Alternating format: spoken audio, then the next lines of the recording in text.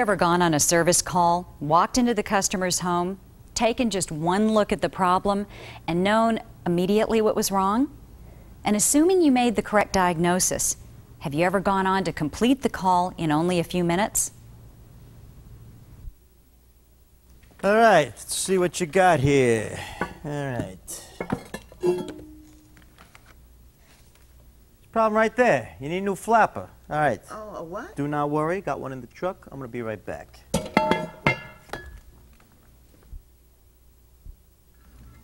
All right. Okay. There it is. Good as new and in. Haha, 6 minutes. Ah, that was an easy one. I wish they were all that easy there, because if they were all that easy, I could retire. All right. This is yours right here. You're kidding! For 6 minutes, work? Hey, a man's got to eat, you know. Hey, speaking of which, you got any snacks, chips, dip, cakes, yodels, Twinkies? What do you got? Well, congratulations. I'll bet you're a very skilled service technician. You can spot many problems quickly and then fix them very quickly. But tell me, have you ever stopped to think what the customer must be thinking after you've left the job site? What do you mean you're going to stop payment on the check? Yes, so what? I don't care if it only took him 5 minutes to fix. I don't care if he only had to breathe on it. He fixed it. That's all that counts.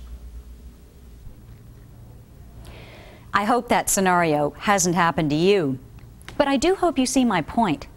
While you may find a particular job easy because you've invested a great deal of time, energy, and money into both training and on-the-job experience, the customer's perception may be that they could have done the work themselves, or that the price charged is much too high. And who's right? Let's consider a quick analogy. Suppose you're sick and you go to the doctor. You explain your symptoms, the doctor announces his diagnosis, and hands you some pills.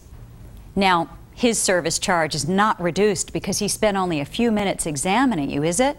No. Because you're not paying for just his time, you're also paying for his knowledge and expertise, the years he spent in medical school and later as an intern. But even if his diagnosis were accurate, wouldn't you have felt as though you were getting more value for your money if the doctor had gone through a more complete diagnostic process, such as measuring your blood pressure, checking your glands, listening to your heart, looking in your mouth, etc., etc.? Well, I know I would. And I think your customers would feel the same too. So, why set yourself and your customers up for disappointment? Don't take shortcuts. Make it showtime with every service call and let the customers see what a true professional you really are. One of the best ways to do this is to use diagnostic check sheets. When the customer sees you reviewing each potential problem, it helps them to become a part of the process and therefore to better understand the knowledge and skill involved. And just as a doctor often displays his instruments, leaving them carefully laid out on a table in the examining room, it helps for a service technician to lay out all tools and parts that are associated with the job. Don't go back to your truck.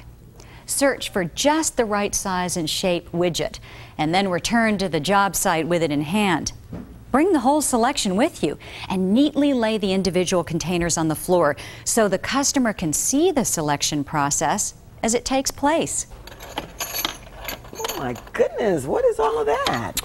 Well, now that I've identified the problem, I need to select just the right size and shape for your particular model. But it's so many of them and they all look so much alike. Don't worry, Mrs. Franklin. It's all part of the service we provide.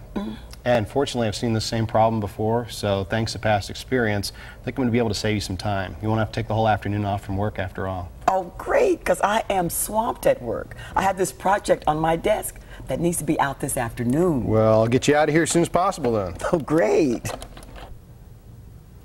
If you hide details such as these, simple though they may be, you create the unfortunate illusion that the job requires no special skills or knowledge. When a job involves special circumstances like negotiating a narrow crawl space, loosening fragile, rusty joints, or dealing with outdated equipment or materials, be sure to communicate these issues to the customer. Never assume the customer knows or understands what you have to go through to get the job done. Be careful not to complain either.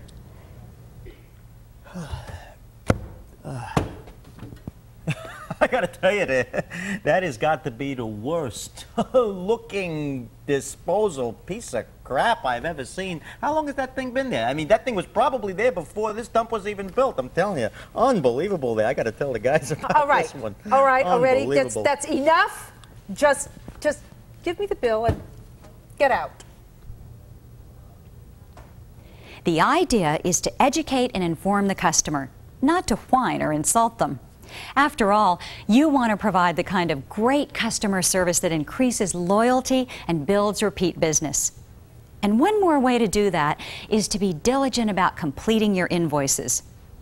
There simply is no downside to filling out a detailed invoice. Number one, it helps the office handle paperwork faster and more efficiently.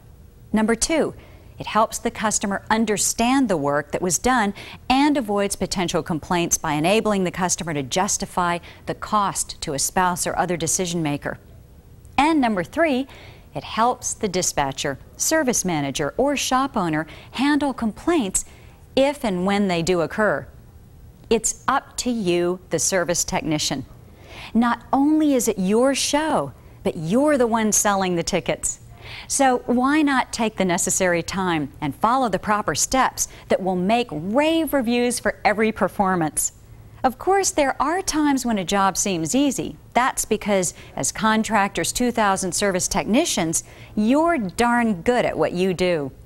Just be sure your customers realize it. Well, that's all for this module. I'll be seeing you again later in the program.